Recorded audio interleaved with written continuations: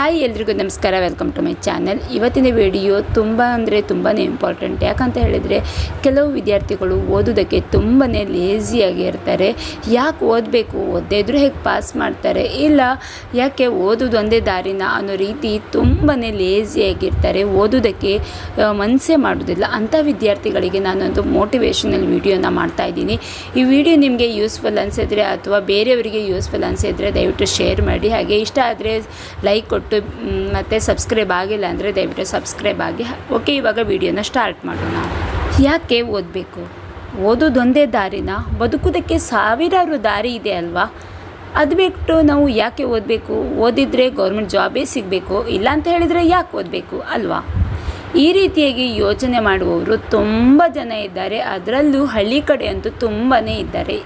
ಏನು ಹೇಳ್ತಾರೆ ಹಿಂದಿನವರೆಲ್ಲ, ಯಾಕೆ ಓದಬೇಕು, ನಾವೆಲ್ಲ ಓದಿನೇ ಇಷ್ಟು ದೊಡ್ಡವರಾಗಿದ್ವಾ, ಓದಿದರೆ ಮಾತ್ರ ಕೆಲಸ ಮಾಡಲಿಕ್ಕಾಗೋದಾ ಅನ್ನೋ ರೀತಿ ತುಂಬ ಜನ ಮಾತಾಡೋರು ಈಗಲೂ ಕೂಡ ಇದ್ದಾರೆ. ಆದರೆ ದಯವಿಟ್ಟು ಅರ್ಥ ಮಾಡ್ಕೊಳ್ಳಿ, ನಾನು ಹೇಳೋದ್ರ ಪ್ರಕಾರ ಓದುನೇ ಎಲ್ಲ. ಓದು ಒಂದಿದ್ದರೆ ನಾವು ಏನು ಬೇಕಿದ್ರೂ ಮಾಡ್ಬೋದು. ನಮ್ಮ ಕೈಯಲ್ಲಿ ವಿದ್ಯೆ ಒಂದಿದ್ದರೆ ನಾವು ಏನು ಬೇಕಿದ್ರೂ ಮಾಡ್ಬೋದು. ಎಲ್ಲಿಗೆ ಹೋಗಿ ಯಾವ ಕೆಲಸ ಬೇಕಾದರೂ ಮಾಡ್ಬೋದು. ಕೈ ತುಂಬ ಹಣ ಸಂಪಾದನೆ ಮಾಡ್ಬೋದು. ಹಾಗಾಗಿ ಜ್ಞಾನಾರ್ಜನ ಒಂದೇ, ವಿದ್ಯೆಯೊಂದೇ ಎಲ್ಲದಕ್ಕೂ ದಾರಿ ಅಂತ ಹೇಳಿ ನಾನು ನನ್ನ ಅಭಿಪ್ರಾಯವನ್ನು ನಾನು ಹೇಳ್ತೀನಿ. ಯಾಕೆ ಅಂತ ಹೇಳಿದರೆ, ಇವತ್ತು ಯಾವುದೇ ಕೆಲಸಕ್ಕೆ ಹೋದರೂ ಸಹಿತ ನಮ್ಮನ್ನು ಅವರು ಯಾವ ರೀತಿಯಾಗಿ ಅಳತೆ ಮಾಡ್ತಾರೆ ಅಂತ ಹೇಳಿದರೆ ವಿದ್ಯೆ. ನಮ್ಮಲ್ಲಿ ಈಗ ವಿದ್ಯೆ ಇಲ್ಲ ಅಂತ ಹೇಳಿದರೆ ಹಣ ಇರ್ಬೋದು, ಹಣ ತುಂಬಾ ಇರ್ಬೋದು. ಆದರೆ ನಾವು ಹೊರಗಡೆ ಹೋಗಿ ಒಂದು ಕೆಲಸ ಮಾಡಬೇಕಾದ್ರೆ ಇವ್ರ ಹತ್ರ ಎಷ್ಟು ಹಣ ಇದೆ ಅಂತ ಹೇಳಿ ಮೊದಲು ನೋಡೋದಿಲ್ಲ. ಇವ್ರ ಹತ್ರ ಹಣ ಇದೆಯಾ ಇಲ್ವಾ ಅಂತ ಹೇಳಿ ಅವರಿಗೆ ಗೊತ್ತಾಗೋದು ಸಹಿತ ನಾವು ನಡೆದುಕೊಳ್ಳುವ ನಮ್ಮ ನಡತೆ ಮೇಲೆ. ಆ ನಡತೆ ನಮಗೆ ಯಾವುದರಿಂದ ಬರುತ್ತೆ? ನಿಜವಾಗ್ಲೂ ನಾನು ಹೇಳೋದಾದರೆ ಅದು ನಮ್ಮ ವಿದ್ಯೆಯಿಂದ. ನಮ್ಮ ವಿದ್ಯೆಯಿಂದನೇ ನಮ್ಮ ನೋಡಿದರೆ ಗೊತ್ತಾಗುತ್ತೆ ಇವರಿಗೆ ಎಜುಕೇಷನ್ ಇದೆಯಾ ಇಲ್ವಾ ಅಂತ ಹೇಳಿ. ಎಜುಕೇಷನ್ ಇದ್ದರೆ ಇವರಲ್ಲಿ ಖಂಡಿತವಾಗ್ಲೂ ಹಣ ಇದೆ ಅಂತ ಹೇಳಿ ಅರ್ಥ ಮಾಡ್ಕೊಳ್ತಾರೆ. ಹಾಗಾಗಿ ವಿದ್ಯೆ ಮತ್ತು ಹಣ ಇವೆರಡು ತುಂಬಾ ಇಂಪಾರ್ಟೆಂಟ್. ಅದಕ್ಕೆ ಮೊದಲು ಬೇಕಾಗಿರೋದು ವಿದ್ಯೆ ಒಂದಿದ್ರೆ ಇವರನ್ನು ನಾವೆಲ್ಲಾದರೂ ಹೋಗಿ ಒಂದು ಕೆಲಸ ಮಾಡ್ಕೋಬೇಕು ಅಂತ ಹೋದರೆ ನಮ್ಮನ್ನು ನೋಡಿ ಅಳಿತಾರೆ, ಇವರು ಹತ್ರ ವಿದ್ಯೆ ಇದೆ, ಹಾಗಾಗಿ ಹಣನೂ ಇದೆ, ಇವರು ತುಂಬ ಪವರ್ಫುಲ್ ವ್ಯಕ್ತಿ ಅಂತ ಹೇಳಿ. ಹಾಗಾಗಿ ಅವರು ಕೂಡ ಒಂದು ಕೆಲಸ ಮಾಡಬೇಕಾದ್ರೆ ಸ್ವಲ್ಪ ಯೋಚನೆ ಮಾಡ್ತಾರೆ. ನಾವು ಸ್ವಲ್ಪ ಜಾಗೃತಿಯಾಗಿ ಕೆಲಸ ಮಾಡ್ಕೊಡ್ಬೇಕು. ಇಲ್ಲ ಅಂತ ಹೇಳಿದರೆ ಇವರು ಯಾವ ರೀತಿಯಾಗಿ ಬೇಕಿದ್ರೂ ನಡ್ಕೊಳ್ಬೋದು ಅನ್ನೋ ಭಯ ಅವರಲ್ಲಿ ಕಾಣುತ್ತೆ. ಅದೇ ನಾವು ಎಜುಕೇಷನ್ ಇಲ್ಲದೆ ಅಲ್ಲೋಗಿ ನಿಂತ್ಕೊಂಡ್ರೆ ಸ್ವಲ್ಪ ಕಾಯಿರಿ ಅಂತ ಹೇಳಿ ನಮ್ಮನ್ನು ಕೂಡ ಆಟಾಡಿಸುವ ಅಧಿಕಾರಿಗಳು ತುಂಬ ಜನ ಇದ್ದಾರೆ. ಹಾಗಂತ ನಾನು ಎಲ್ಲರನ್ನೂ ಕೂಡ ಇಲ್ಲಿ ಬ್ಲೇಮ್ ಮಾಡ್ತಾ ಇಲ್ಲ. ಹಾಗೆ ವಿದ್ಯೆ ಜೊತೆಗೆ ವಿನಯವೂ ಕೂಡ ಬೇಕು. ವಿನಯ ಇಲ್ಲದೆ ಹೋಗಿ ಅದನ್ನು ಮಾಡ್ಕೊಳ್ಳಿ ಇದನ್ನು ಮಾಡಿಕೊಡಿ ಅಂತ ಹೇಳಿ ನಾವು ಅಧಿಕಾರಿಗಳ ಹತ್ರ ಹೋಗಿ ಆರ್ಡರ್ ಮಾಡಿದರೆ ಯಾರೂ ಕೂಡ ಮಾಡಿಕೊಡೋದಿಲ್ಲ. ಯಾಕೆ ಅಂತ ಹೇಳಿದರೆ ಅವರಿಗೂ ಕೂಡ ಅವ್ರು ಮಾಡುವಂಥ ಕೆಲಸದಲ್ಲಿ ಒಂದು ರೆಸ್ಪೆಕ್ಟನ್ನು ಬಯಸ್ತಾರೆ. ಹಾಗೆ ಕೆಲವರು ತುಂಬಾ ರೆಸ್ಪೆಕ್ಟ್ಫುಲ್ ಆಗಿ ನಡ್ಕೊಳ್ಳುವವರು ಕೂಡ ತುಂಬ ಜನರಿದ್ದಾರೆ. ಅಂಥವರು give respect and take respect ಇದನ್ನು ಫಾಲೋ ಮಾಡ್ತಾರೆ. ಹಾಗಾಗಿ ಇದೆಲ್ಲದಕ್ಕೂ ಕಾರಣ ವಿದ್ಯೆ. ನಾವು ಎಜುಕೇಷನನ್ನು ಮೊದಲು ಕಂಪ್ಲೀಟ್ಗೊಳಿಸಬೇಕು. ಹಾಗಂತ ಹೇಳಿ ಒಟ್ಟು ಹೋದ ಪುಟ್ಟ ಮಾಡಿದರೆ ನಿಜವಾಗ್ಲೂ ಅದರಿಂದನೂ ಕೂಡ ಯಾವ ಪ್ರಯೋಜನವೂ ಇಲ್ಲ. ಶಾಲೆಗಳಲ್ಲಿ ಶಿಕ್ಷಕರು ಏನು ಹೇಳ್ತಾರೆ ಅದನ್ನು ನಾವು ಖಂಡಿತವಾಗ್ಲೂ ಫಾಲೋ ಮಾಡಿದ್ರೆ ಮಾತ್ರ ನಾವು ಒಳ್ಳೆಯ ವಿದ್ಯಾರ್ಥಿಗಳಾಗಲಿಕ್ಕೆ ಸಾಧ್ಯ, ಒಳ್ಳೆಯ ಮಾರ್ಕ್ಸ್ ಬರಲಿಕ್ಕೆ ಸಾಧ್ಯ, ಒಳ್ಳೆಯ ಒಂದು ಜಾಬನ್ನು ಪಡೆದುಕೊಳ್ಳೋದಕ್ಕೆ ಸಾಧ್ಯ. ಹಾಗಂತ ಮಾತ್ರಕ್ಕೆ ಟಾಪರ್ ಬಂದರೆ ಮಾತ್ರ ಅಥವಾ ರ್ಯಾಂಕ್ ಬಂದರೆ ಮಾತ್ರ ಬೆಲೆ ಅಂತ ಅಂದ್ಕೊಳ್ಬೇಡಿ. ಎಜುಕೇಷನನ್ನು ನಾವು ಕಂಪ್ಲೀಟ್ ಮಾಡಬೇಕು ಅಷ್ಟೇ. ರ್ಯಾಂಕ್ ಬಂದರೆ ಟಾಪರ್ ಆದರೆ ಮಾತ್ರ ಒಂದು ಬದುಕುವುದಕ್ಕೆ ದಾರಿನ? ಖಂಡಿತ ಇಲ್ಲ. ನಾವು ಒಂದು ಮಾತಾಡುವ ಶೈಲಿ ಅಥವಾ ನಮಗೆ ಎಷ್ಟು ಎಜುಕೇಷನ್ ಬೇಕು, ಒಂದು ಜಾಬ್ ಒಂದು ಉದ್ಯೋಗನ ಮಾಡೋದಕ್ಕೆ ನಾವು ಎಷ್ಟು ಕಲ್ತಿರಬೇಕು ಅದರಲ್ಲಿ, ಅದು ತುಂಬಾ ಇಂಪಾರ್ಟೆಂಟ್ ಆಗುತ್ತೆ. ಇದನ್ನೆಲ್ಲ ಮಾಡಬೇಕು ಅಂತ ಹೇಳಿದರೆ ನಮಗೆ ಯಾವುದರಲ್ಲಿ ಇಂಟ್ರೆಸ್ಟ್ ಇದೆ ಅದರಲ್ಲಿ ನಾವು ಫೋಕಸನ್ನು ಮಾಡಬೇಕು. ಬರೀ ಮಾರ್ಕ್ಸ್ ಬಂದರೆ ಸಾಕಾಗೋದಿಲ್ಲ.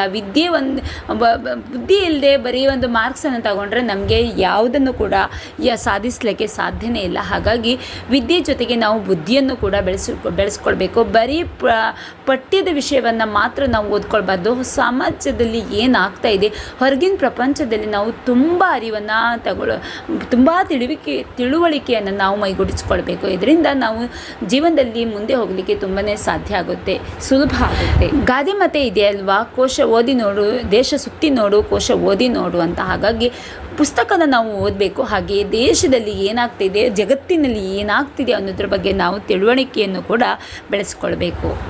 ಹಾಗಾದರೆ ಓದೋದ್ರಿಂದ, ಎಜುಕೇಷನ್ ಮಾಡ್ಕೊಳ್ಳೋದ್ರಿಂದ ಏನೇನೆಲ್ಲ ಪ್ರಯೋಜನ ಇದೆ?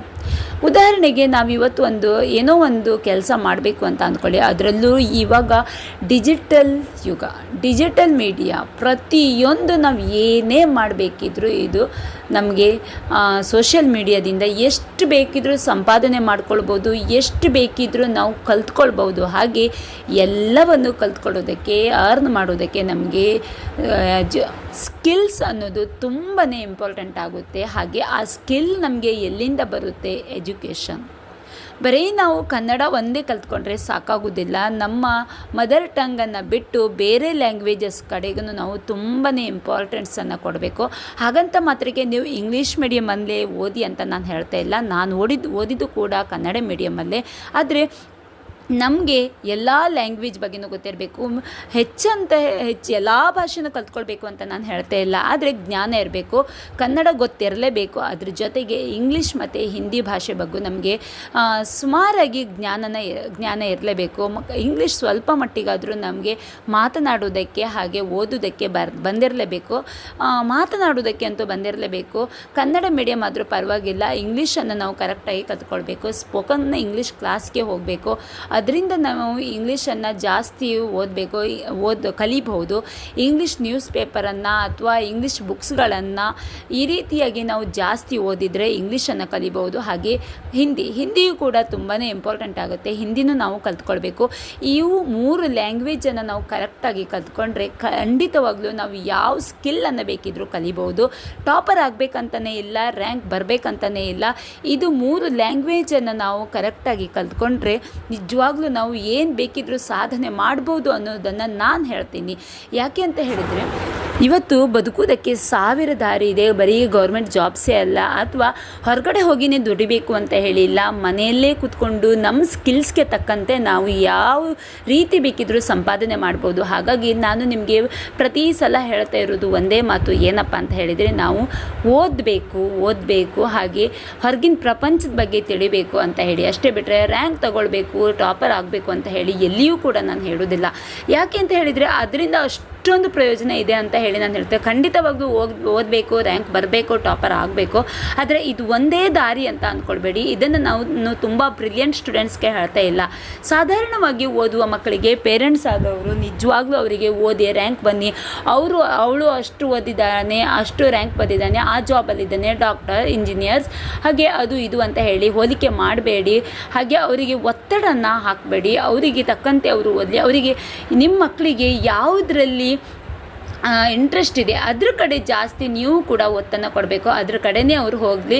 ಇವತ್ತು ಒಬ್ಬರಿಗೆ ಯಾವುದಾದ್ರೂ ಮಕ್ಕಳಿಗೆ ಒಂದು ಸ್ಕಿಲ್ ಇದೆ ಅಂತ ಹೇಳಿದರೆ ಅವರು ಅದ್ರ ಬಗ್ಗೆನೇ ಜಾಸ್ತಿ ಫೋಕಸ್ ಮಾಡಿದರೆ ಸೋಷಿಯಲ್ ಮೀಡಿಯಾದಿಂದಲೇ ನಾವು ತುಂಬ ಚೆನ್ನಾಗಿ ಅರ್ನನ್ನು ಮಾಡ್ಬೋದು. ಅದರಿಂದಲೇ ನಾವು ಸೆಟಲ್ ಕೂಡ ಆಗ್ಬೋದು. ಹಾಗಾಗಿ ನಾನು ಹೇಳ್ತಾ ಇದ್ದೀನಿ, ಮಕ್ಕಳಿಗೆ ಅದನ್ನೇ ಓದಿ ಇದನ್ನೇ ಓದಿ ಅವರು ಆ ಥರ ಇದ್ದಾರೆ, ಅವರು ಆ ಜಾಬ್ ತಗೊಂಡಿದ್ದಾರೆ ಅಂತ ಹೇಳಿ ತಂದೆ ತಾಯಿ ಆದವರು ಕೂಡ ಒತ್ತಡನ ಹೇರಲಿಕ್ಕೆ ಯಾವುದೇ ಕಾರಣಕ್ಕೂ ಹೋಗಬೇಡಿ ಅಂತ ಹೇಳಿ ಹೇಳ್ತೀನಿ. ಹಾಗಾದರೆ ಓದಿಲ್ಲ ಅಂತ ಹೇಳಿದರೆ ಏನಾಗುತ್ತೆ? ನಿಜವಾಗ್ಲೂ ಓದಿಲ್ಲ ಅಂತ ಹೇಳಿದರೆ ಏನೂ ಇಲ್ಲ, ಅವನು ಬದುಕೆ ಶೂನ್ಯ ಅಂತ ಹೇಳ್ಬೋದು. ಯಾಕೆ ಅಂತ ಹೇಳಿ ಹಿಂದೇನೋ ನಡೆದೋಯ್ತು. ಹಿಂದಿನ ಕಾಲದವರು ಹಾಗಿದ್ರೆ ಹಿಂದಿನ ಕಾಲದವರೆಲ್ಲ ಓದಿದ್ರ? ಹಿಂದಿನ ಕಾಲದವರೆಲ್ಲ ಓದದೆ ಇವತ್ತು ಎಷ್ಟು ಚೆನ್ನಾಗಿದ್ದಾರೆ. ಓದೇ ಇವತ್ತು ಕೆಲವೊಂದು ಕೆಟ್ಟ ನಡವಳಿಕೆಗಳಿಗೆ ಕಾರಣ ಆಗ್ತಾ ಇದೆ ಅಂತಲೂ ಕೂಡ ಕೆಲವರು ಕಮೆಂಟ್ಸನ್ನು ಮಾಡ್ಬೋದು. ಖಂಡಿತ ಹಿಂದಿನ ಕಾಲದವರು ಓದಿಲ್ಲ, ಹಾಗಾದ್ರೆ ಯಾರೂ ಕೂಡ ಓದಿಲ್ಲ. ಓದಿದವರು ತುಂಬ ಕಡಿಮೆ. ಅದಕ್ಕೋಸ್ಕರ ಓದಿದವರಿಗೆ ಬೆಲೆ ಅಂತ ಹೇಳಿ ಇಲ್ಲ, ಓದದೇ ಇರುವವರಿಗೂ ಕೂಡ ತುಂಬಾ ಬೆಲೆ ಇದೆ. ಆದರೆ ಇವತ್ತಿನ ಕಾಲದಲ್ಲಿ ಏನಾಗ್ತಾ ಇದೆ, ಎಲ್ಲದಕ್ಕೂ ಎಜುಕೇಷನ್. ಓದು ಒಂದೇ ಎಲ್ಲದಕ್ಕೂ ದಾರಿ. ಓದಿಲ್ಲ ಅಂತ ಹೇಳಿದರೆ ಏನಾಗುತ್ತೆ, ಏನಾಗ್ತಾ ಇದೆ ಅನ್ನೋದ್ರ ಬಗ್ಗೆ ನಾನೊಂದು ಸಣ್ಣ ಉದಾಹರಣೆನೇ ಇವಾಗ ನಿಮಗೆ ಹೇಳ್ತಾ ಇದ್ದೀನಿ ಕೇಳಿ. ನಮ್ಮೂರಲ್ಲಿ ಒಬ್ಬ ಅಣ್ಣ ಇದ್ದಾರೆ. ಅವರಿಗೆ ಮದುವೆ ಆಗಿಲ್ಲ, ಎಜುಕೇಷನ್ ಕೂಡ ಇಲ್ಲ. ಕೈ ತುಂಬ ಹಣ ಸಂಪಾದನೆಯನ್ನು ಮಾಡಿದ್ದಾರೆ. ಈ ಗಾರೆ ಕೆಲಸ, ಆ ಕೆಲಸ, ಈ ಕೆಲಸ ಎಲ್ಲ ಮಾಡಿ ಕೈಯಲ್ಲಿ ಜೀವನ ಮಾಡುವ ಮಟ್ಟಿಗೆ ಸ್ವಲ್ಪ ಹಣ ಇದೆ. ಆದರೆ ಮದುವೆ ಆಗಿಲ್ಲ. ಎಲ್ಲಿ ಹೋಗಿ ಏನು ಮಾಡ್ಕೊಳ್ಬೇಕು ಅನ್ನೋ ಅರಿವು ಸ್ವಲ್ಪನೂ ಕೂಡ ಇಲ್ಲ. ಏನೇ ಮಾಡ್ಕೊಳ್ಬೇಕಿದ್ರು ಅವರು ಬೇರೆಯವ್ರ ಹತ್ರನೇ ಹೇಳಬೇಕು. ಪಕ್ಕದ ಮನೆಯವರ ಒಂದು ಹುಡುಗ ಇದೆ, ಅವನ ಹತ್ರ ಹೋಗಿ ಏನೇ ಮಾಡ್ಕೊಳ್ಳೋದಿದ್ರು ಇದೊಂದು ಸ್ವಲ್ಪ ಮಾಡಿಕೊಡ್ತಮ್ಮ ಅಂತ ಹೇಳಬೇಕು. ಅಂದರೆ ಇಲ್ಲಿ ನಾನು ಏನು ಹೇಳಲಿಕ್ಕೆ ಹೋಗ್ತಾ ಇದ್ದೀನಿ ಅಂತ ಹೇಳಿದರೆ, ಎಜುಕೇಷನ್ ಇಲ್ಲ. ಎಜುಕೇಷನ್ ಇಲ್ಲದೆ ಇರೋದಕ್ಕೆ ಅವನಿಗೆ ಎಲ್ಲಿ ಹೋಗಿ ಏನು ಮಾಡ್ಕೊಳ್ಳೋದಕ್ಕೆ ಗೊತ್ತಾಗೋದಿಲ್ಲ. ಹಾಗೆ ಮದುವೆ ಆಗಬೇಕು ಅಂತ ಹೇಳಿ ಮನೆಯವರು ತುಂಬ ಕಡೆ ಹುಡುಗಿನ ಹುಡುಕ್ತಾ ಇದ್ದಾರೆ. ಆದರೆ ಹುಡುಗಿ ಸಿಗ್ತಾ ಇಲ್ಲ. ಏಜ್ ಏನು ಜಾಸ್ತಿ ಆಗಿಲ್ಲ, ಜಸ್ಟ್ 35 ಇಯರ್ಸ್ ಅಷ್ಟೇ. ಆದರೆ ಇವಾಗ ಎಜುಕೇಷನ್ ಇದ್ದಿದ್ದರೆ ಬೇಗ ಮದುವೆ ಆಗುತ್ತೆ ಅಲ್ವಾ. ಇವಾಗ ಹುಡುಗಿನೂ ಸಿಗ್ತಾ ಇಲ್ಲ, ಮುಂದೆ ಸಿಗ್ತಾಳೆ ಅನ್ನೋ ಭರವಸೆನೂ ಕೂಡ ಅವರು ತುಂಬಾ ಕಳ್ಕೊಂಡಿದ್ದಾರೆ. ಅಂದರೆ ಹುಡುಗಿ ಇಲ್ಲ. ಹುಡುಗಿ ನೋಡಲಿಕ್ಕೆ ಹೋದ ಕಡೆಯಲ್ಲಿ ಏನು ಹೇಳ್ತಾ ಇದ್ದಾರೆ ಅಂತ ಹೇಳಿದರೆ, ಹುಡುಗ ಎಷ್ಟು ಕಲ್ತಿದ್ದಾನೆ ಅಂತ ಹೇಳ್ತಾನೆ. ಹುಡುಗನ ಹತ್ರ ಹಣ ಇದೆಯಾ ಇಲ್ಲ ಅದನ್ನೆಲ್ಲ ಕೇಳುವುದಿಲ್ಲ. ಫಸ್ಟ್ ಎಜುಕೇಷನ್ ಎಷ್ಟು ಕಲ್ತಿದ್ದಾನೆ. ಹಣ ಇವತ್ತು ಬರುತ್ತೆ, ನಾಳೆ ಹೋಗುತ್ತೆ. ಅದೇ ಎಜುಕೇಷನ್ ಇದ್ಬಿಟ್ರೆ ಹಣ ಇವತ್ತು ಇಲ್ಲ ಅಂತ ಹೇಳಿದರೂ ಸಹಿತ ನಾಳೆ ನಾವು ಹಣ ಸಂಪಾದನೆಯನ್ನು ಮಾಡ್ಕೊಳ್ಬಹುದು ಅನ್ನೋದನ್ನು ಪ್ರತಿಯೊಂದು ಹುಡುಗಿನೂ ಕೂಡ ಅರ್ಥಕೊಂಡಿದ್ದಾಳೆ. ಹಾಗಾಗಿ ಅವನಿಗೆ ಇವಾಗ ಎಲ್ಲಿಯೂ ಕೂಡ ಹುಡುಗಿ ಸಿಗ್ತಾ ಇಲ್ಲ.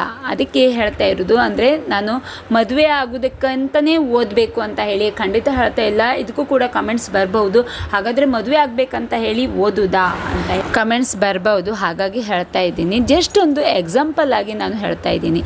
ಇನ್ನು ಅರ್ಧಂಬರ್ಧ ಕಲಿತು ಅಂದರೆ SLC PUC ಮಾಡ್ಕೊಂಡಿರುವ ಗಂಡ್ಮಕ್ಳ ಪಾಡು ಏನಪ್ಪ ಅಂತ ಹೇಳಿದರೆ, ತುಂಬಾ ಕಷ್ಟಪಡ್ತಾ ಇದ್ದಾರೆ.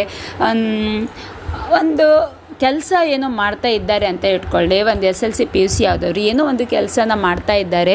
ಉದಾಹರಣೆಗೆ ಹೊರಗಡೆ ಹೋಗಿ ಮುಂಬೈ, ಬ್ಯಾಂಗ್ಳೂರು ಆ ಕಡೆ ಹೋಗಿ ದುಡಿತಾ ಇದ್ದಾರೆ ಅಂತ ಅಂದ್ಕೊಳ್ಳಿ. ಇವಾಗ ಕೊರೋನಾ ಬಂದಾಗಲೇ ತುಂಬ ಜನರಿಗೆ ಅದು ಅರ್ಥ ಆಗಿದೆ. ಹೊರಗಡೆ ಹೋಗಿ ದುಡಿತಾ ಇರುವವರಿಗೆ ಊರ ಕಡೆ ಬಂದು ಏನಾದರೂ ಒಂದು ಸಂಪಾದನೆ ಮಾಡಬೇಕು ಅಂತ ಹೇಳಿದರೆ ಅವರಿಗೆ ಕರೆಕ್ಟಾದ ಕೆಲಸ ಸಿಗ್ತಾ ಇಲ್ಲ. ಯಾಕೆಪ್ಪ ಅಂತ ಹೇಳಿದರೆ, ಅವರಿಗೆ ಏನೋ ಒಂದು ಕೆಲಸನ ಮಾಡ್ಕೊಂಡಿರ್ತಾರೆ ಹೊರಗಡೆ. ಅದೇ ಊರ ಕಡೆ ಬಂದು ಅಥವಾ ಅದೇ ಬಿಟ್ಟು ಬೇರೆ ಏನಾದರೂ ಕೆಲಸ ಮಾಡಬೇಕು ಅಂತ ಹೇಳಿದರೆ ಗೊತ್ತಿರೋದಿಲ್ಲ. ಈಗ ಕೃಷಿ ಕೆಲಸ ಮಾಡಬೇಕು ಅಂತ ಹೇಳಿದರೆ ಅದು ಗೊತ್ತಿರೋದಿಲ್ಲ. ಇನ್ನು ಈ ಕಂಪ್ನಿ ಆಫೀಸ್ಗಳಲ್ಲಂತೂ ಡಿಗ್ರಿನೇ ಆಗಬೇಕು, ಹಾಗೆ ಹೀಗೆ ಅಂತ ಹೇಳಿ ಷರತ್ತುಗಳಿವೆ. ಆದರೆ ಈ ಎಜುಕೇಷನ್ ಅವರಿಗೆ ಏನೂ ಮಾಡಲಿಕ್ಕಾಗೋದಿಲ್ಲ. ಹಾಗಾಗಿ ಅಲ್ಲೂ ಕೂಡ ಅವರು ತುಂಬಾ ಸಫರ್ ಆಗ್ತಾರೆ. ಆವಾಗ ನಾವು ಕರೆಕ್ಟಾಗಿ ಕಲಿಬೇಕಿತ್ತು. ಜಸ್ಟ್ ಒಂದು ಡಿಗ್ರಿ ಮಾಡ್ಕೊಂಡಿದ್ರೆ ಇವತ್ತು ನಾನು ಏನು ಬೇಕಿದ್ರೂ ಮಾಡ್ಕೊಳ್ಬೋದಿತ್ತು ಅಂತ ಹೇಳಿ ಒಂದು ಕಡೆ ಕೆಟಗರಿಯವರು ಈ ರೀತಿಯಾಗಿ ಯೋಚನೆ ಮಾಡಿದರೆ, ಇನ್ನು ಕೆಲವರು ಇರ್ತಾರೆ ಡಿಗ್ರಿ ಆಗಿರುತ್ತೆ ಆದರೆ ಕನ್ನಡ ಬಿಟ್ಟು ಬೇರೆ ಲ್ಯಾಂಗ್ವೇಜಸ್ಸೇ ಗೊತ್ತಿರೋದಿಲ್ಲ. ಇಂಗ್ಲೀಷ್ ಬಗ್ಗೆ ಅವ್ರು ಹೇಳಿದ್ದು ಸ್ವಲ್ಪ ಅರ್ಥ ಆಗುತ್ತೆ, ರಿಟರ್ನ್ ಆಗಿ ಹೇಳಲಿಕ್ಕೆ ಬರುವುದಿಲ್ಲ, ರಿಟರ್ನ್ ಆಗಿ ಕ್ವಶನ್ ಮಾಡಲಿಕ್ಕೆ ಬರುವುದಿಲ್ಲ. ಅದನ್ನು ಬಿಟ್ಟರೆ ಹಿಂದಿ ಲ್ಯಾಂಗ್ವೇಜು ಗೊತ್ತಿರೋದಿಲ್ಲ. ಅಥವಾ ಹಿಂದಿ ಲ್ಯಾಂಗ್ವೇಜಸ್ ಗೊತ್ತಿದ್ದರೂ ಸಹಿತ ಅದು ಅಷ್ಟೊಂದು ಪ್ರಯೋಜನಕ್ಕೆ ಬಂದಿರೋದಿಲ್ಲ. ಕಾರಣ ಇಂಗ್ಲೀಷ್ ಕಲಿಬೇಕಿತ್ತು ಅಂತ ಹೇಳಿ ತುಂಬಾ ಸಫರ್ ಆಗಿರ್ತಾರೆ. ಕನ್ನಡ ಗೊತ್ತಿರುತ್ತೆ, ಡಿಗ್ರಿ ಆಗಿರುತ್ತೆ, ಆದರೆ ಇಂಗ್ಲೀಷ್ ಮಾತಾಡಲಿಕ್ಕೆ ಬರುವುದಿಲ್ಲ ಅಂತ ಹೇಳಿ ಯಾವ ಕೆಲಸಕ್ಕೆ ಹೋದರೂ ಸಹಿತ ಅಲ್ಲಿ ಫೇಲ್ ಆಗುತ್ತೆ. ಇನ್ನು ಡಿಜಿಟಲ್ ಮಾರ್ಕೆಟಿಂಗಲ್ಲಿ ನೋಡೋದಾದರೆ, ಡಿಜಿಟಲ್ ಸ್ಕಿಲ್ಸ್ ಬಗ್ಗೆ ನೋಡೋದಾದರೆ ಅಲ್ಲೂ ಕೂಡ ಇಂಗ್ಲೀಷ್ ತುಂಬಾ ಇಂಪಾರ್ಟೆಂಟ್ ಆಗುತ್ತೆ.